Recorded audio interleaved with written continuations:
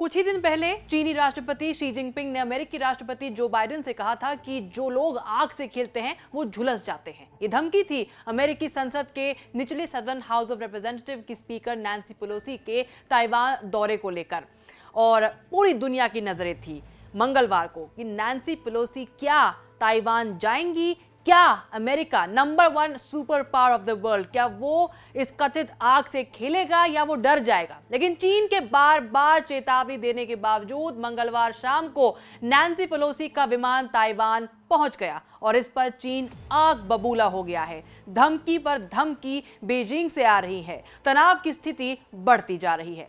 22 plane Nancy Pelosi को escort कर रहे थे। इससे आप अंदाजा लगा सकते हैं कि कितनी नाजुक परिस्थितियों में पेलोसी की ये ताइवान विजिट हो रही है। पेलोसी के इस दौरे पर चीन की धमकियों को देखते हुए सुरक्षा कारणों से एयरपोर्ट पर अंधेरा रखा गया था। उनके ताइवान पहुंचने के बाद चीन ने इसे उकसाने वाली कार्रवाई बताया है। चीन ने कहा है कि अमेरिका को इसके गंभीर परिणाम भुगतने होंगे। पेलोसी के ताइवान पहुंचते ही चीन अलर्ट हो गया है। वहां सिविल डिफेंस के अलार्म बजने लगे हैं और चीन ने यह कहा है कि अमेरिका 140 करोड़ चीनी नागरिकों को अपना दुश्मन बना रहा है और अमेरिका को दुनिया में सबसे ज्यादा दादागिरी दिखाने वाला देश चीन ने बताया है यूएस को। और बड़ी बात यह है कि 4 अगस्त से 7 अगस्त के बीच चीन ने ताइवान के 6 तरफ से मिलिट्री ड्रिल्स शुरू करने का ऐलान किया है। उत्तर, दक्षिण, पूरब, पश्चिम चारों तरफ से शुरू होने वाले इस युद्धाभ्यास में लाइव फायर ड्रिल्स होंगी। समुद्र और हवा दोनों में उस वक्त दूसरे जहाजों का आना प्रतिबंधित होगा।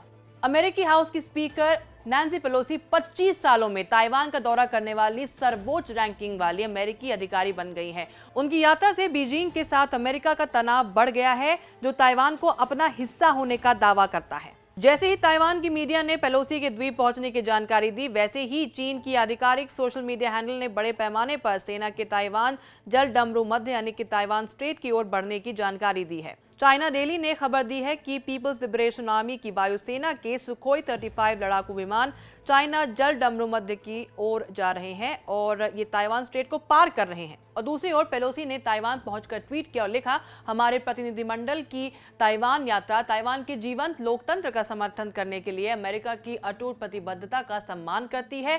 ताइवान के नेतृत्व के साथ हमारी चर्चा हमारे साझेदार के लिए हमारे समर्थन की पुष्टि करती है और एक मुक्त और खुले हिंद प्रशांत क्षेत्र को आगे बढ़ाने सहित हमारे साझा हितों को बढ़ावा देती है। अब देखिए, चीन लगातार नैन्सी पेलोसी के ताइवान दौरे का विरोध करता आया है। चीन का यह कहना है कि अमेरिकी अब तक वन चाइना के सिद्धांत को फॉलो करता रहा है। ऐसे में अब ताइवान के अलगाववाद को समर्थन करना अमेरिका का वादा तोड़ने जैसा है। ताइवान को लेकर चीन और अमेरिका आमने सामने हैं और अब इसे लेकर दोनों की तैयारियां क्या है वो भी जान लेते हैं। चीन ने ताइवान के पास D5 DF-16 मिसाइल तैनात कर दी हैं। ताइवान के द्वीप से सिर्फ 10 किलोमीटर दूर चीन ने अपनी सेना तैनात करने का दावा कर दिया है। चीन अब ताइवान को घेर कर मिलिट्री ड्रिल्स करने वाला है, ये हमने आपको कुछ देर पहले भी बताया है। वहीं अमेरिका ने ताइवान के पास 2 एयरक्राफ्ट कैरियर तैनात कर दिए हैं। 3 अमेरिकी सबमरीन भी ताइवान के पास अमेरिका ने तैनात कर दी हैं। दर्जनों युद्धपोत ताइवान की सुरक्षा में तैनात हो चुके हैं।